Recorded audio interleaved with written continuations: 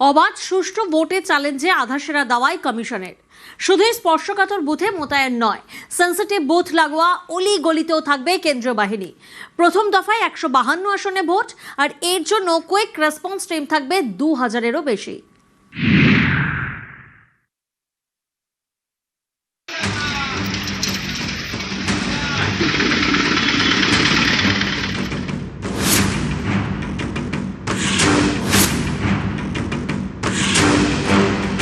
সুষ্ঠুভাবে ভোট করাতে কমিশনের বড় ভরসা কেন্দ্রীয় বাহিনী। এবার কেন্দ্রীয় বাহিনী ভোটের দিন বুথের আশপাশের অলিগলিতেও ঘুরবে। কমিশন সূত্রে খবর, শুধু বুথ চত্বরে নয়, যে সমস্ত বুথকে সেন্সিটিভ হিসেবে চিহ্নিত করা হয়েছে সেই বুথে পৌঁছানোর জন্য ভোটারদের যে অলিগলি দিয়ে আসতে হয় সেখানেও থাকবে কেন্দ্রীয় বাহিনী।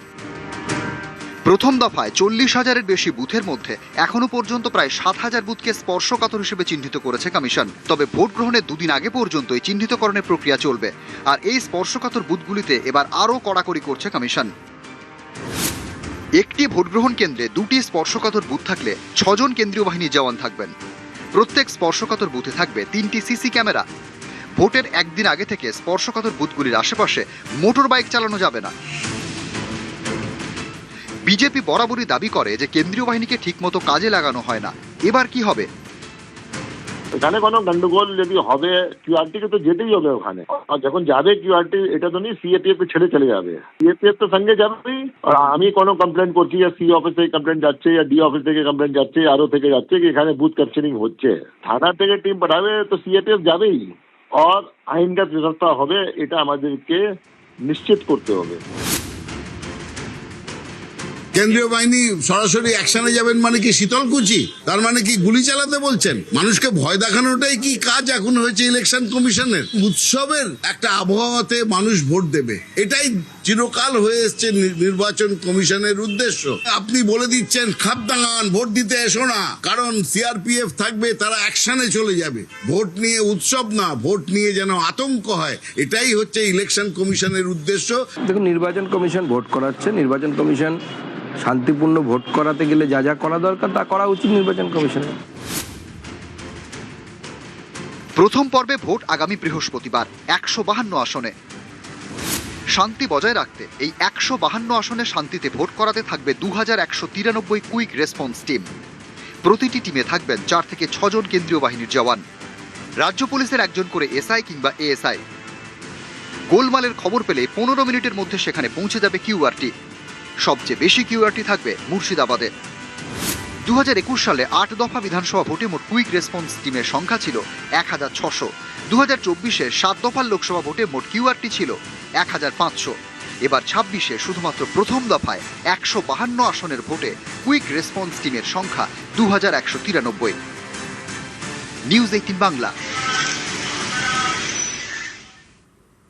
তৃণমূলের বিরুদ্ধে তোষণের রাজনীতির অভিযোগ। ডবল ইঞ্জিন সরকারে উত্তরপ্রদেশে অশান্তি হয় না বলে দাবি। পিংলায় ভোট প্রচারে ফের বুলডোজার হুঁশিয়ারি যোগীর। অন্যদিকে বিজেপির ক্ষমতায় উৎস বুলডোজার, ধ্বংস নয় বাংলায় উন্নয়ন হয়। যোগীকে পাল্টা তোপ তৃণমূলের।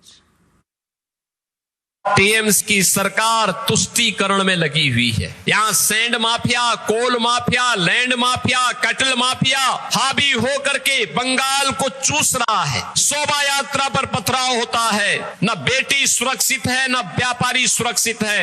यही हाल 2017 के पहले यूपी के अंदर भी थे। कोई नीति नहीं और सरकार की नीति भी नहीं थी। आज मैं आपसे कह सकता हूं, यूपी के अंदर उपद्रव नहीं, उत्सव है।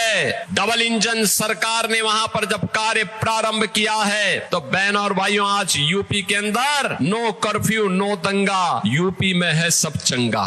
कोई गुंडा नहीं, कोई माफिया नहीं। माफिया की पसली को तोड़ने के लिए बुलडोजर का इस्तेमाल भी यूपी के अंदर होता है। দেখুন, একটা সময় ছিল যখন নকশালপন্থীরা, মাওবাদীরা হত্যার রাজনীতি করত, তারা বলতো বন্দুকের নল ক্ষমতার উৎস। এখন যোগী আদিত্যনাথ বলেন বুলডোজার হচ্ছে ক্ষমতার উৎস। তো এখন কথা হচ্ছে, বুলডোজার নানা কাজে লাগে, প্রশাসনিক কাজে লাগে, কিন্তু সাধারণত ধ্বংসাত্মক কাজে ব্যবহার হয়। আর মমতা বন্দ্যোপাধ্যায়ের বাংলা চলে উন্নয়নমূলক পজিটিভ কাজের মাধ্যমে। ফলে বুলডোজার কখনো কোনো উন্নয়নের মডেল হতে পারে না। সেই জন্যই উত্তরপ্রদেশের বা বিজেপি শাসিত রাজ্যগুলোর ওই অবস্থা, এবং তাদের থেকে পশ্চিমবঙ্গের অবস্থা, পশ্চিমবঙ্গের উন্নয়ন, মানুষ অনেক ভালো আছেন। 9 দিন বন্ধ মদের দোকান। ভোটের আগে মদের রাশ। কমিশনের প্রথম দফার 3 দিন আগেই বন্ধ মদের দোকান।